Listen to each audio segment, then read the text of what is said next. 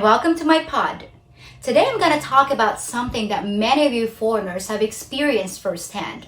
But if you haven't, consider yourselves lucky. I'm talking about the dreaded Tampo.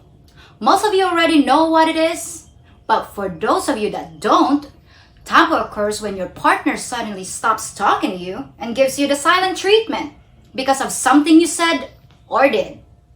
It can last a few minutes to a few days, depending on the severity of the crime.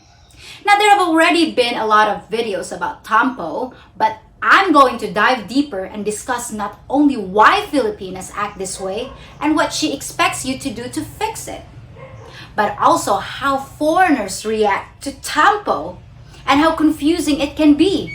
But most important, is Tampo really the best way to solve a problem? Let's say you and your Filipino walking through the mall, and without even thinking about it, you casually glance at a random woman walking by.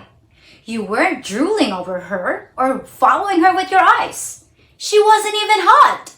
It was just a quick glance from your male radar that works 24/7, rain or shine. By the way, ladies, in case you didn't know, their radar system is automatic, even if they're not at the controls. Blaming them for it is pointless. That's like getting mad at a dog for having a tail. So anyway, you and your Filipina leave the mall and you're almost back to your car when you realize that she hasn't said a single word for the last few minutes. You turn to her and say, "Hun, are you okay?" And your question just hangs in the air, unanswered, as she turns her head away. You, my friend, are the victim of a Tampo attack. Get ready for the cold shoulder. This is often the way Filipinas reacts to emotions like jealousy or anger. And while it seems confusing as hell to you, it's just part of our way of life.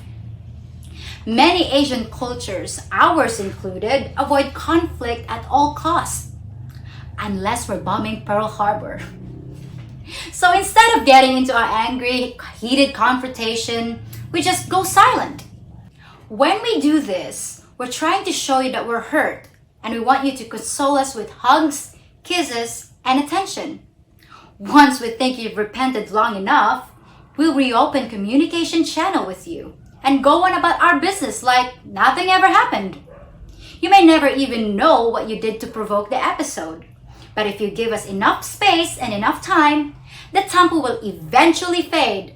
Simple and easy, right? Well, not so fast. Let's look at this from the perspective of the foreigners. Many times, Tampo takes you by surprise because you didn't think you violated any rules. To you, it hardly seems fair that you're being punished for a mysterious offense. And you can't even confront your accuser because she won't talk. You've been raised to believe that communication is vital, that you should discuss your problems. But that's impossible when you're confronted with the stone-cold face of a Filipina in Tampo mode. To you, it can seem like an immature way to handle the situation. You'll put up with it if you have to, but something about the whole thing just doesn't sit right, and nothing gets resolved. Now, I'm not here to say who's right and who's wrong. People have the right to handle problems in their own way, whatever works for them. But I would suggest that we look at the most effective way to solve the problems. What if you and your partner discuss your expectations for each other's behavior before there was a problem? For instance, if it upsets you when your foreigner meets his friends at the pub and doesn't invite you, tell him so. It doesn't have to be a confrontation. Just pick some neutral time with both of you are happy and getting along. And say, "You know, hon, sometimes it hurts my feelings when you do that." If your man cares for you at all, I guarantee he'll not only listen what you have to say, but he'll thank you for being upfront and letting him know what you expect.